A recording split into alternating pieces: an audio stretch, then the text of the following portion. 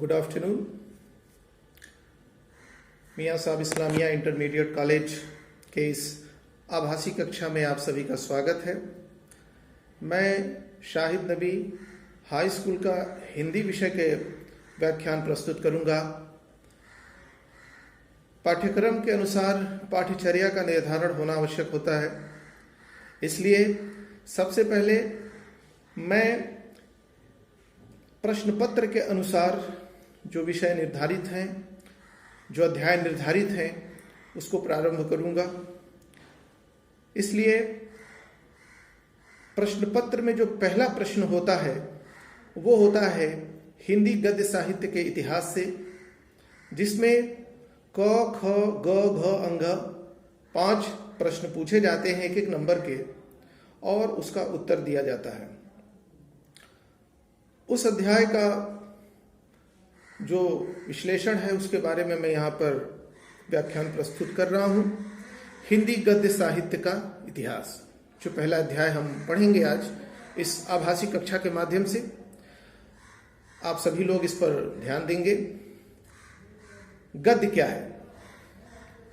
गद्य छंद, ताल, लय, तुकबंदी से मुक्त और एक विचारपूर्ण रचना होती है, उसे हम गद्य कहते हैं।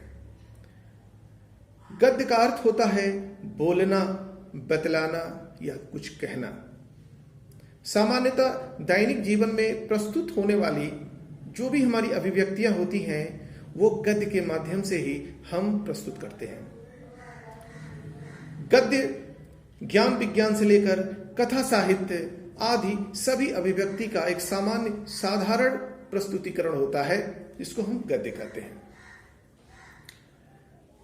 इतिहास हो, भूगोल हो, राजनीति शास्त्र हो, धर्म दर्शन हो, विज्ञान का क्षेत्र हो, अब तो नाटक, कथा साहित्य, इसका एक छत्र प्रभाव स्थापित किया गया होता है तो वो गद्य के माध्यम से होता है।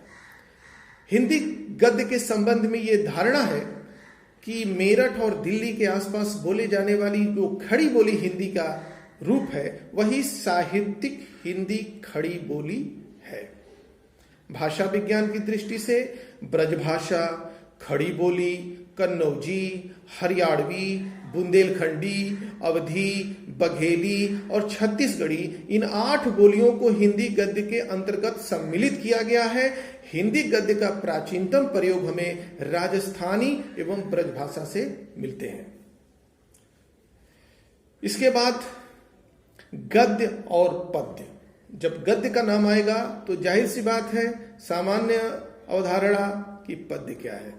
जिस प्रकार गद्य जो है वो छंद, ताल, लय, तुकबंदी से मुक्त रचना है, वैसे ही पद्य जो है वो छंद, ताल, लय और तुकबंदी से युक्त रचना है, जिसमें लय हो, ताल हो, छंद हो और तुकबंदी हो। ऐसी रचना कविता या काव्य या पद्य कहलाती है। हम जो भाषा का प्रयोग करते हैं वो गद्यात्मक होती है। कोई भी व्यक्ति पद्य में बातचीत नहीं करता है। पद्य की अनुभूति आनंद से होती है, गद्य की अनुभूति विचारों से होती है, अभिव्यक्ति से होती है। हम कभी भी कविता के माध्यम से किसी को बुला नहीं सकते, किसी को अपनी बात समझा नहीं सकते। उसके लिए गद्य का होना आवश्यक है, और ये एक पूरी सृष्टि में मानव को एक सप्रेम भेंट है, क्योंकि भाषा ही ऐसी वस्तु है कि ये व्यक्ति को शिरोमणि बनाए हुए है। क्योंकि आप इसकी एक छोटा सा उदाहरण प्रस्तुत करूंगा, उसको ध्यान दीजिए कि कुछ बातें रटने योग्य होने के बाद तोता जो होता है वो पक्षियों में श्रेष्ठ माना जाता है। इसलिए मानव जो होता है, मनुष्य जो होता है, वो भाषा की आत्मसात से, भाषा की प्राप्ति से ये शिरोमणि है, अशरफुल मखलूकात जिसको कह सकते हैं, ऐसा होता है। हिंदी गद्य का स्वरूप क्या है? विषय और परिस्थिति के अनुरूप शब्दों का सही स्थान निर्धारण तथा वाक्य की उचित योजना ही उत्तम गद्य की कसौटी होती है।